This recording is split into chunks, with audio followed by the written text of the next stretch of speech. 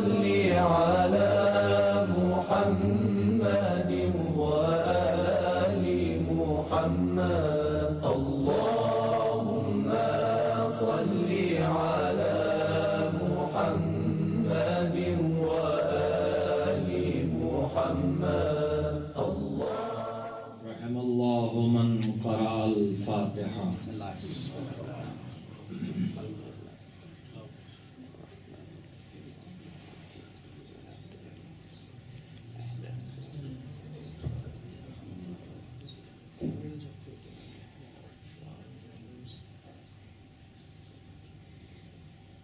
أعوذ بالله من الشيطان اللعين الرجيم. بسم الله الرحمن الرحيم.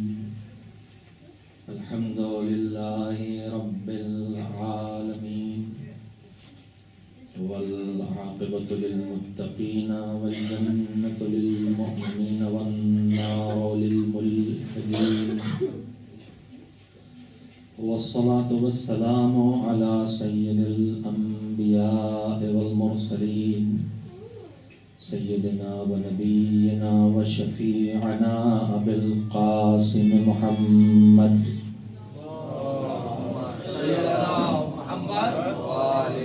وآله الطيبين الطاهرين المعصومين المظلومين واللعنة الدائمة الباقية على أعدائهم أجمعين من الآن إلى يوم الدين. أما بعد فقال رسول الله صلى الله عليه وآله وسلم إني تارك فيكم الثقلين كتاب الله وعترتي أهل بيتي ما إن تمسكتم بهما لن تضلوا بعدي ولن يفترقا حتى يردا علي الحوض. صلوات بھیجیں.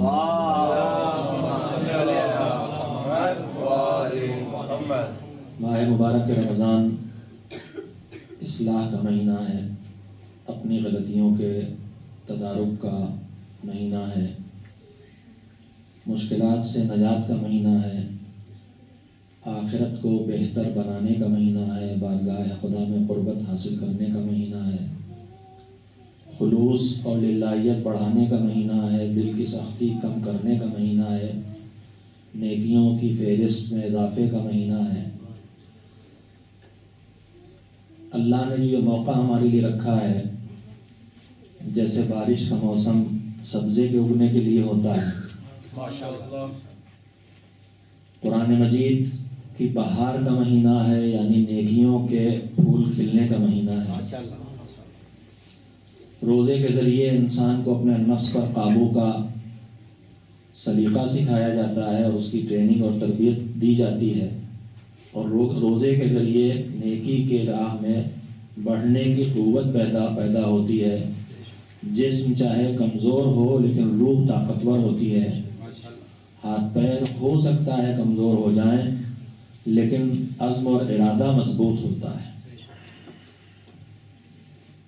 اس صلاحیت کو بہتر سے بہتر طور پر استعمال کیا جائے، اس لیے مومنین کرام کے مشوروں سے اور حالات کا جائزہ لے کر گفتگو کا یہ عنوان طے کیا گیا اس مہینے کے لیے کہ عنوان گفتگو ہوگا سیرت معصومین اور زندگی سیرت معصومین کی روشنی میں. سیرت معصومین کے بعد دوسرا جملہ میں نے اس لیے بڑھایا ہے کہ جب صرف سیرت معصومین کا لفظ آتا ہے تو ہم یک بیک اپنے آپ کو ان سے الگ کر لیتے ہیں. وہ راتوں میں مصلی بچھاتے تھے، ہم تو گنہگار، ہم سے کام کیا. وہ تین دن تک بغیر کھانا کھائے افطار کے روزہ رکھ لیتے تھے، مگر ہم تو جفاکار، ہم کیسے؟ تو جب صرف سیرت معصومین کا جملہ آتا ہے تو ہمارے دماغوں میں سمان عمری آتی ہے کہ کب پیدا ہوئے، کب شہادت ہوئی، کتنے اولاد تھی، کتنے معجزے ہوئے، کیا فضائل ہیں، کن دشمنوں کا مقابلہ کیا، کون سے بادشاہ نے انہیں ستایا، کس بادشاہ کے دور میں ان کی شہادت ہوئی. یہ سب ہمارے دماغوں میں آتا ہے، لیکن صرف اس لیے سورۃ معصومین نہیں ہے. سیرت معصومین یہ ہے کہ وہ رات بھر سجدوں میں سر رکھ کے گزار دیتے تھے، تو ہم کم سے کم چند منٹ کے سجدے تو سیکھیں۔ وہ پورا گھر لٹا دیتے تھے، تو ہم کم سے کم اپنے واجبات تو ادا کریں۔ تو میں نے اس لیے ساتھ ہی ساتھ اس میں ایک سلسلہ شامل رکھا ہے، سیرت معصومین کا تذکرہ کرتے ہوئے زندگی سیرت معصومین کی روشنی میں کیسے بسر ہو، یہ ذکر بھی کیا جائے۔ کل میں نے یہ گزارش کی تھی کہ پروردگار عالم نے ہمارے اوپر یہ انتہائی درجہ کرم کیا ہے کہ ہم کو آخری نبی کی امت میں بھیجا ہے، آخری کتاب ہماری ہدایت کے لیے ہم کو دی ہے، اور آخری امام کے زمانے میں ہم دنیا میں آئے ہیں۔ کل اس سلسلے میں تفصیلی گفتگو کر چکا ہوں، جس کو دہرانے کا وقت نہیں ہے، اس لیے کہ وقت میں اتنی گنجائش نہیں ہے کہ کل کی ساری باتیں یاد دلائی جائیں۔ لیکن خلاصہ گفتگو میرا یہ تھا کہ آدم سے خاتم تک مسلسل پیغام آتا رہا، لیکن آخری پیغمبر آئے تو پورا پیغام آ گیا۔ کتابوں میں ہدایت آتی رہی، لیکن آخری کتاب آئی تو قیامت تک کے لیے ہدایت کا انتظام ہو گیا۔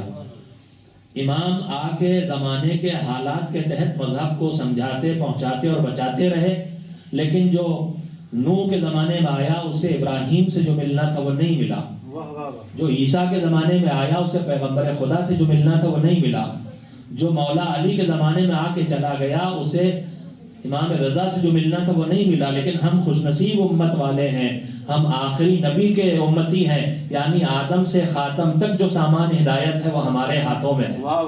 ہم آخری کتاب والے ہیں، یعنی توراۃ و انجیل و زبور و صحف الہی میں جو کچھ ہے وہ سب ہمارے ہاتھوں میں ہے۔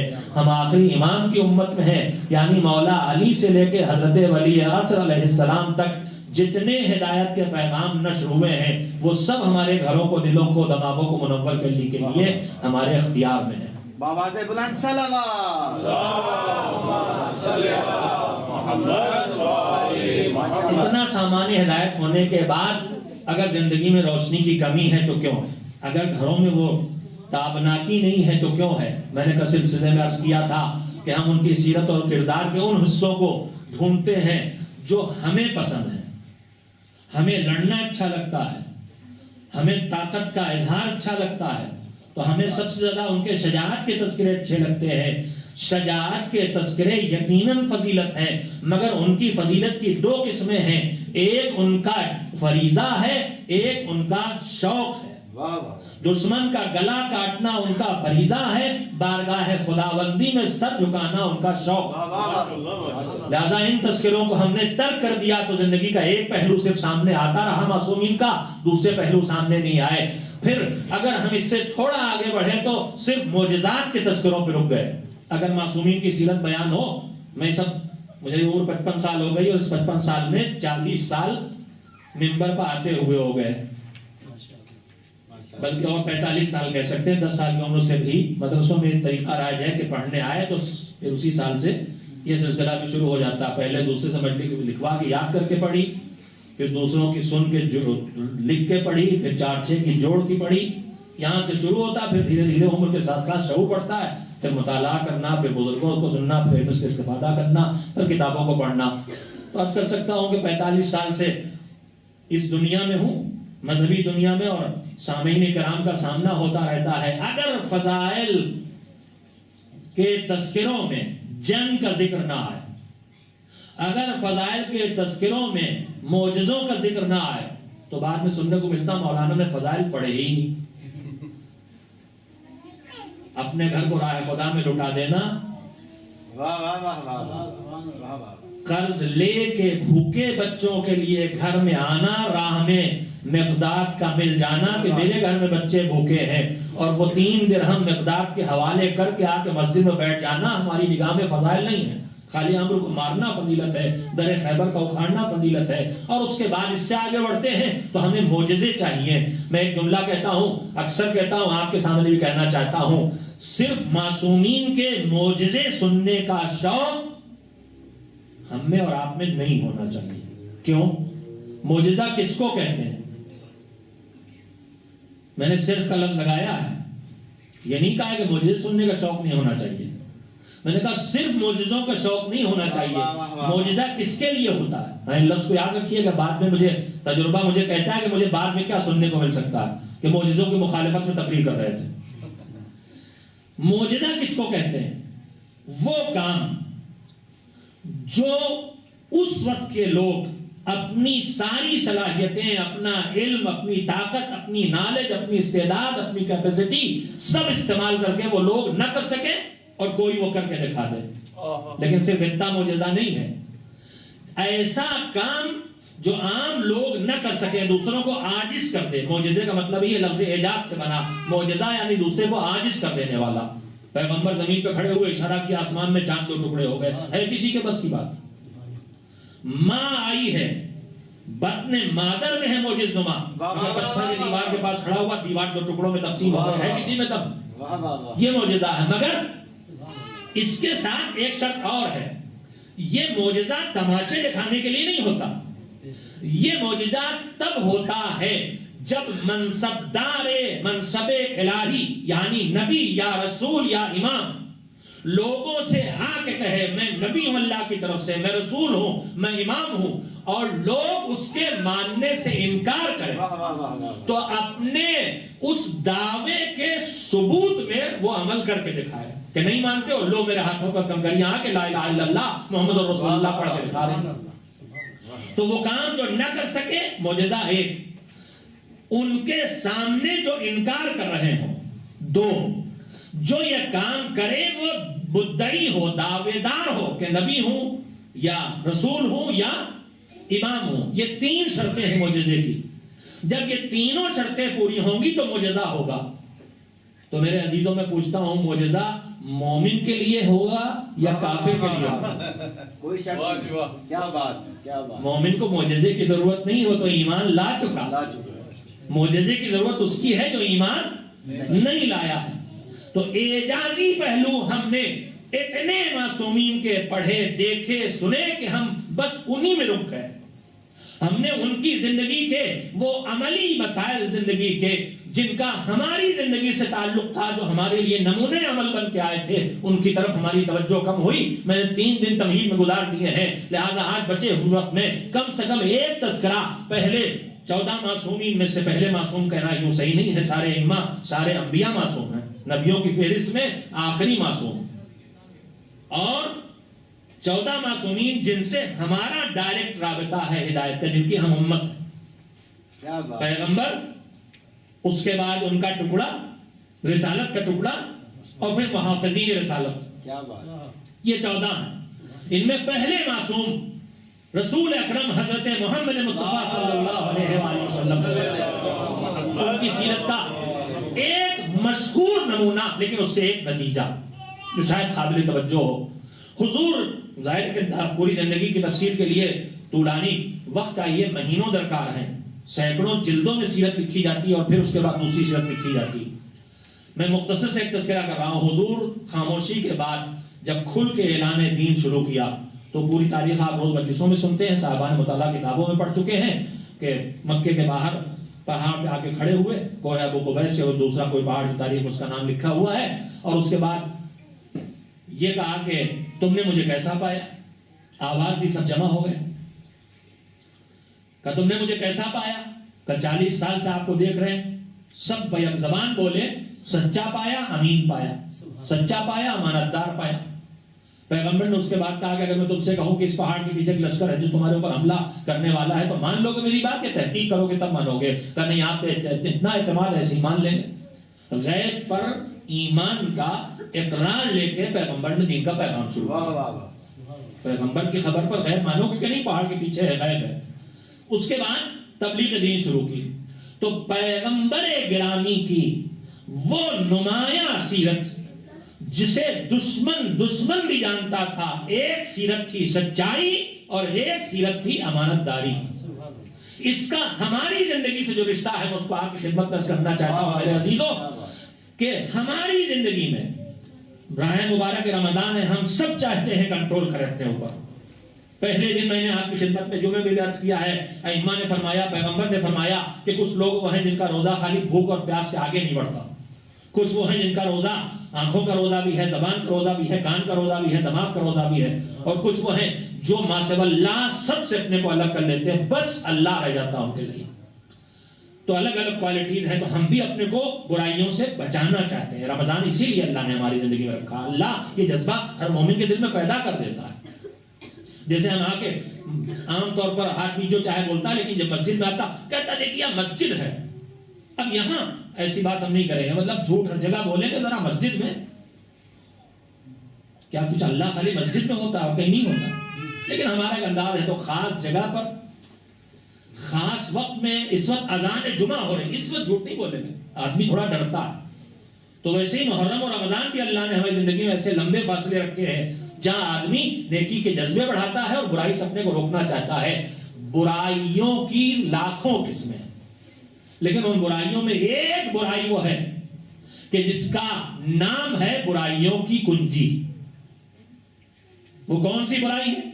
روایات کہتی ہیں کہ ساری برائیوں کو ایک جگہ رکھ کے اس پہ تالا ڈالا گیا، اور اس برائیوں کے صندوق پر جو تالا پڑا ہے اس تالے کی کنجی کا نام ہے جھوٹ. جھوٹ برائیوں کی بنیاد ہے. جھوٹ چھوٹے تو نہ جانے کتنی برائیاں انسانی زندگی سے نکل جاتی. میں اس لیے بات کر رہا ہوں کہ کوئی بڑی بڑی کارروائیاں ہمیں نہیں کرنا ہے، چھوٹی چھوٹی عادتیں چینج کرنا ہے اور ان پر کنٹرول کی کوشش کرنا ہے. توجہ دینے کی ضرورت ہے. ایک جھوٹ چھوٹے تو نہ جانے کتنی برائیاں چھوٹ جائیں گی. جلدی جلدی مجھ سے سنیں. سرور کائنات حضرت محمد مصطفیٰ صلی اللہ علیہ وسلم ہی کے دور حیات اور دور تبلیغ کا واقعہ ہے. ایک عربی دیہاتی عرب ذرا ضدی ہوتے تھے اور صاحب کو جو منہ میں آیا کہہ دیا. آگے کہا کہ میں اے محمد ایسے ہی پکارتے تھے. آگے میں تو عربی کی طرح بول گیا مگر آپ تو مومن کی طرح سلوات بھیجیے. میں تمہارے دین پر ایمان لانے آیا ہوں، تمہارا کلمہ پڑھنے آیا ہوں، مگر میری ایک شرط ہے تمہارے دین پر ایمان لانے کی. ہم نے سنا تو ہم سب نے کہا اچھا یہ شرط لگا رہا ہے. پیغمبر کہیں گے تمہاری شرط ریجیکٹ. مگر پیغمبر نے اس کی شرط ریجیکٹ نہیں کی. کہا کیا ہے تیری شرط؟ اس نے کہا میری 3 عادتیں ہیں. کون کون عادتیں؟ دیہاتی تھا نا، گاؤں کا سادہ مزاج، شہری مکاری ریاکاری نہیں آتی. کہا میری 3 عادتیں ہیں. کہا کیا؟ کہا ایک تو میں جھوٹ بولتا ہوں. کہا دوسری عادت؟ کہا میں چوری کرتا ہوں. کہا تیسری؟ کہا شراب پیتا ہوں. 3 بڑے کارنامے. ہمارے خیال میں بھائی ہم سب نہ چوری کریں انشاءاللہ الحمدللہ، بلکہ نہ شراب پئیں الحمدللہ، تو یہی 2 بھاری گناہ لگتے ہیں. جھوٹ والی بات جو ہے ہم سوچیں کہ اس عربی نے چوری اور شراب کے برابر جھوٹ کو لا کے کھڑا کر دیا کہ 3 بڑے بری چیزیں جن سے تمہارا مذہب مجھ سے روکتا ہے.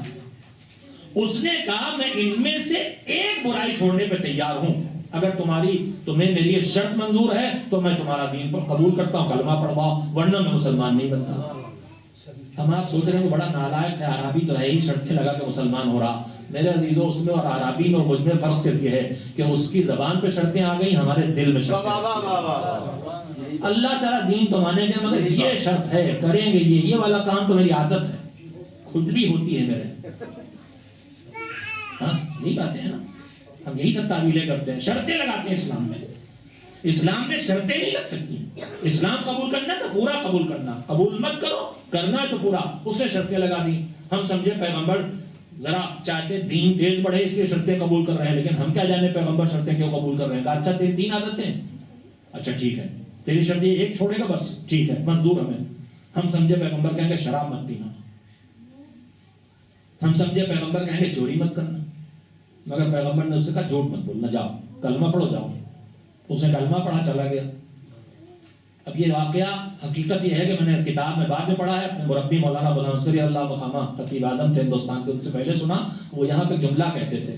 جملہ یہ کہتے تھے کہ جب یہ نیا مسلمان ہوا اور پیغمبر سے اس کو چھوٹ ملی تو سینئر مسلمانوں نے سوچا ہوتا کاش ہم نے بھی کچھ شرطیں لگا لی ہوتی. جو وہاں سینئر بیٹھے تھے، جونیئر کو چھوٹ مل گئی، ہم سینئر بیوقوف بن گئے. کاش ہمیں بھی کچھ چھوٹ مل گئی ہوتی، ہم نے بھی کچھ شرطیں لگا لی ہوتی. خیر پیغمبر نے کہا جا بھائی جھوٹ مت بولنا. وہ چلا گیا. اب اس کی زندگی کا ذریعہ کیا ہے؟ چوری. رات ہوئی نکلا چوری کرنے. چوری کرنے چلا تو فوراً دماغ میں آیا کہ اس رات کی تاریکی میں اگر کوئی راستے میں مل گیا اور اس نے پوچھا کہاں جا رہے ہو، کیا بات. تو کل تک ہوتا تو کہتے ہیں مسجد دار ہے نماز شب پڑھنے، مگر آج تو پیغمبر سے وعدہ کرائے ہیں جھوٹ بول نہیں سکتے، لہذا اگر کہیں گے چوری کر لیں تو ذلیل و رسوا ہو جائیں گے، تو جھوٹ بول نہیں سکتے، سچ بولیں گے تو ذلیل ہو جائیں گے. وہیں سے پلٹا کہ اب چوری تو نہیں ہو سکتی، چوری تو نہیں ہو سکتی. اب ہماری زبان میں واقعہ کے الفاظ میں نہیں ہے، ہماری زبان میں کہا جاتا ہے چلے غم غلط کرنے، کہ بزنس چھوٹ گیا، روزی کیسے چلے گی، اس سے بڑی پریشانی کیا، کاروبار تو گیا، چوری تو ہو نہیں سکتی، اسے کہ پکڑے جائیں گے، جھوٹ بول نہیں سکتے. گٹھر چرا کے لے کے آنے کا کہاں سسرال سے جہیز ملا، نہیں کہہ سکتے، چوری کر کے لائے کہنا پڑے گا، وعدہ کر چکے، وعدے کا پکا. اب غم غلط کرنے چلے تو کدھر، جدھر غم غلط کرنے کا انتظام ہے. اس واقعے کا مطلب یہ کہ اس وقت تک ابھی کچھ گنجائشیں معاشرے میں باقی تھیں. اب تو چلے تو پھر خیال ہے اگر کسی نے پوچھا کہاں جا رہے ہو اور کہیں کہ جا رہے ادھر غم غلط کرنے، ذرا ایک پیر، تو پھر وہی ذلت و رسوائی، ادھر سے بھی قدم پلٹ گئے.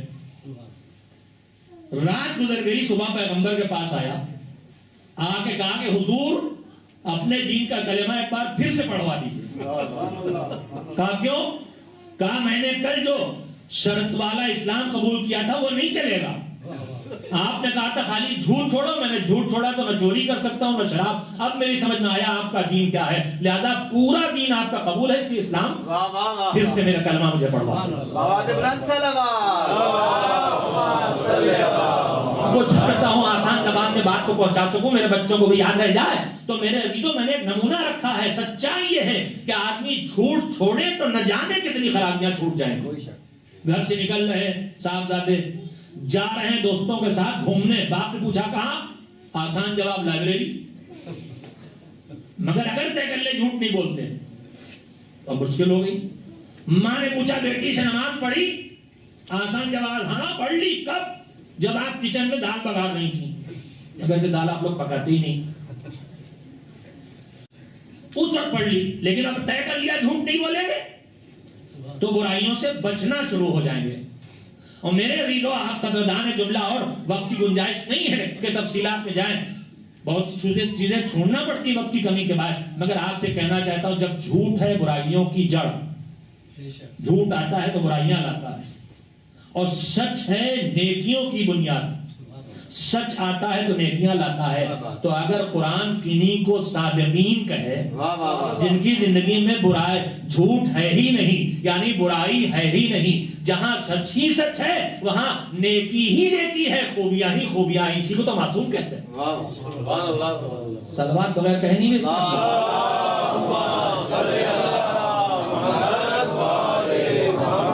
دادے بیٹھے تھے دسترخوان پر وہیں افطار میں، ان سے کسی نے پوچھا بھائی آج کل آتے نہیں ہو؟ کہ ہاں آتے ہیں، گوشے میں بیٹھے رہتے، پتہ نہیں آج بیٹھے کہ نہیں. کہا کیوں؟ کہ لگے نعرے والے نہیں لگاتے، کہ لو مجلس ہو تو نعرہ لگائیں. ان کے خیال میں یہ مجلس نہیں ہو رہی ہے.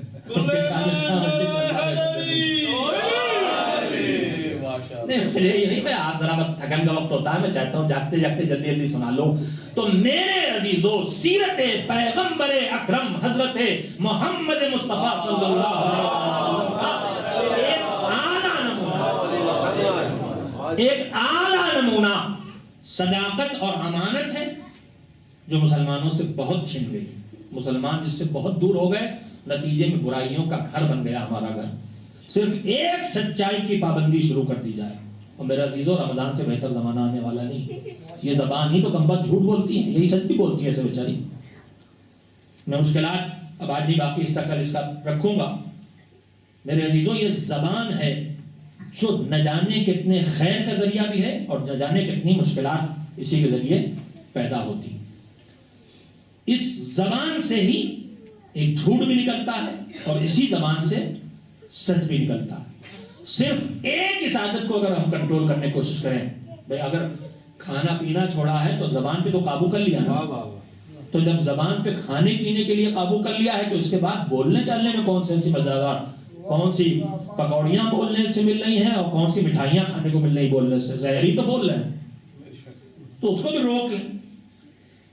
اس ایک پر کنٹرول اور اس ایک بری عادت کو چھوڑنے کی کوشش نہ جانے کتنی برائیوں سے ہمیں بچا دے گی اگر میرا بچہ، میرا 9-10 سال کا بیٹا، میری 10-11 سال کی بیٹی، میری چھوٹی بہنیں، میری ماں، میرے بھائی، میرے بزرگ سب مل کے طے کر لیں کہ گھر سے آج سے جھوٹ کا جنازہ بغیر گور و کفن کے نکال دینا ہے، گھر میں جھوٹ نہیں آنے دینا ہے، تو میرے عزیزوں سیرت معصومین ساتھ ساتھ آئے گی سچی ہے۔ اس لیے ان کا اعلان ہے علی مع الحق والحق مع علی، سچ حق ہے، حق علی کے ساتھ اور علی حق کے ساتھ ہے، جھوٹ کو گھر سے نکالنا ہے۔ سیرت پیغمبر ہماری زندگی میں آئے گی۔ حالات کیا ہیں؟ کل تک جھوٹ بولنے کے چانسز ذرا کم تھے، آج وسائل بڑھتے چلے جا رہے ہیں۔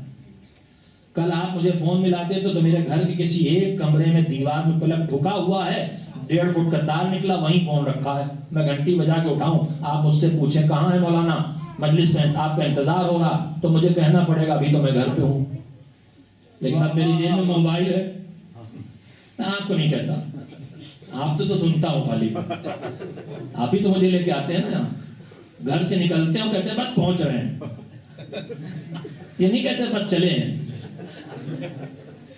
تو آدمی بالکل بے توجہی میں جان بوجھ کے نہیں کرتا، لیکن یہ وسائل انسان کو اگر ذرا سے چوکنا ہو کے ان کا استعمال نہ کرے تو کس بڑی برائی میں ڈال دیں۔ یہ موبائل ہمیں بہت بڑا جھوٹا بنا رہا ہے، آدمی ہوتا کہیں ہے، بتاتا کہیں ہے، کہتا کچھ ہے، کرتا کچھ ہے، کر کچھ رہا ہے، کہہ کچھ رہا ہے، ہو رہی ہے گپیں دوستوں کے ساتھ، فون کیا کیا ہو رہا، کہاں لائبریری میں اسٹڈی ہو رہی ہے، ابھی 1 گھنٹہ اور لگے گا، اچھا آپ کچھ اپنی بہنوں کی مدد کر دیں، فون آیا ابھی تک گھر نہیں آیا، کہاں ہے، اب جاؤ، ارے میٹنگ چل رہی ہے ابھی آج، کیا بتائیں،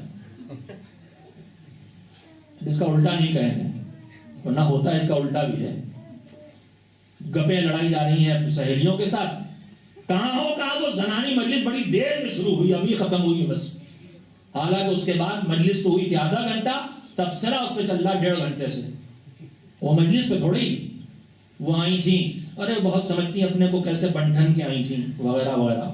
تو یہ جو عذاب الہی ہے زبان کے ذریعے آتا ہے، اس کا آغاز جھوٹ سے ہوتا ہے۔ کل میں اس کے باقی حصے کو انشاءاللہ آپ کی خدمت پیش کروں گا، آج میرے پاس یہیں پہ وقت ختم ہو گیا، مجھے تھوڑا بات کرنے میں وقت زیادہ لگتا ہے اور وقت تھوڑا سے ہے۔ میں نے آج آپ کی خدمت میں گفتگو شروع کی ہے کہ سیرت پیغمبر اکرم حضرت محمد مصطفیٰ صلی اللہ علیہ وسلم سے جو سبق ہم سیکھ سکتے ہیں، میں نے یہ طے کیا ہے کہ 14 معصومین کے تذکرے میں ہر معصوم کی سیرت سے کم 1 درس حیات لے کے اپنی نسلوں تک منتقل کرنے کی کوشش کروں۔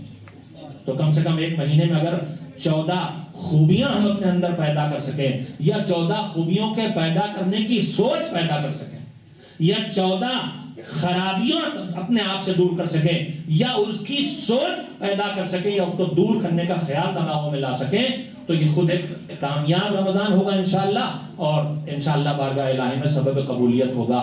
صداقت اور حقانیت اس اعلیٰ ترین فضیلت کا نام ہے ان کی، کہ ان کی سچائی کا اقرار دیکھیے، سچائی کا اقرار کبھی تو خود آدمی خود کرتا ہے اپنے لیے، میں سچا، کبھی دوست احباب کرتے ہیں، دوست احباب بھی کسی کو اچھا اور سچا مان لیں، کوئی بات نہیں، لیکن سب سے بڑی بات ہوتی ہے جب دشمن بھی سچائی پر اعتماد کرے اور اعتماد کر کے اس پر اپنے منصوبے بنائے، ایک جملہ ماہ محرم میں کہتا ہوں، اس وقت یاد آ گیا، اسی کے تذکرے سے 2 فقرے مصائب کے، جب ابن زیاد نے عمرو ابن سعد کو شمر کے ذریعے لکھ کے بھیجا کہ یا تو حسین سے بیعت لو اور یا ان کا سر کاٹ کے بھیجو، اور اگر یہ دونوں کام نہیں کر سکتے تو تم سرداری چھوڑو، شمر کے حوالے کرو۔ اس کے بعد عمر سعد نے ایک جملہ کہا ہے جو تاریخ میں موجود ہے، تاریخ طبری میں، دوسرے تاریخوں میں، جو علماء اسلام کی معتبر تاریخوں میں جملہ موجود ہے۔ جملہ کیا تھا؟ جملہ یہ تھا، ان لفظوں میں ہے کہ علی کا بیٹا بیعت نہیں کرے گا، حسین بیعت نہیں کریں گے۔ کیوں بیعت نہیں کریں گے؟ لِأَنَّ بَيْنَ جَنْبَيْ لَنَفْسُ أَبِيهِ، حسین بیعت نہیں کریں گے، کیوں؟ اس لیے کہ ان کے دل میں، ان کے سینے میں ان کے باپ کا دل دھڑک رہا ہے۔ تو یہ ان کی حقانیت کا اعتماد ہے دشمن کو کہ نہیں ہے؟ اور میرے عزیزو، دشمن کی گواہی کیا ہے اس میں؟ یہ نہیں کہا کہ حسین بیعت نہیں کریں گے، اس کی وجہ بتائی، کہا حسین بیعت نہیں کریں گے، کیوں؟ اس لیے کہ حسین کے سینے میں ان کے باپ کا دل دھڑک رہا ہے۔ دشمن گواہی دے رہا ہے کل نہ ان کے باپ نے بیعت کی تھی، نہ آج ان کا بیٹا بیعت کرے گا۔ اعتماد تھا اس پر، اور اسی اعتماد کی بنیاد پر دشمن اطمینان سے آتا تھا۔ صبح عاشور ہاتھ میں جام آب لے کے، نگاہوں کے سامنے زمین پر چھلکا کے پھینک کے حسین کے دل کو ٹھیس پہنچائی ہے۔ وہ جملے نہیں دہراتا، لیکن اصحاب حسین نے کہا تھا آقا اجازت دیجئے بھی اس کا قصہ تمام کر دیں، مگر کہا تھا نہیں، ہم جنگ میں پہل نہیں کر سکتے۔ البتہ اس کا تانا اتنا تکلیف دہ تھا، میں نے کل یا پرسوں عرض کیا تھا کہ 7 محرم سے تو خیموں میں سکینہ پیاسی تھی، 7 محرم سے تو محمد باقر پیاسے تھے، 7 محرم سے تو اصغر پیاسے تھے، 5 محرم سے خیام حسینی میں پانی کا ایک قطرہ آنا بند ہو گیا تھا۔ 5 محرم کو جتنا پانی بچا تھا بس وہ پانی 7 تک چلا ہے، تو 7 سے تو بچے پیاسے ہیں۔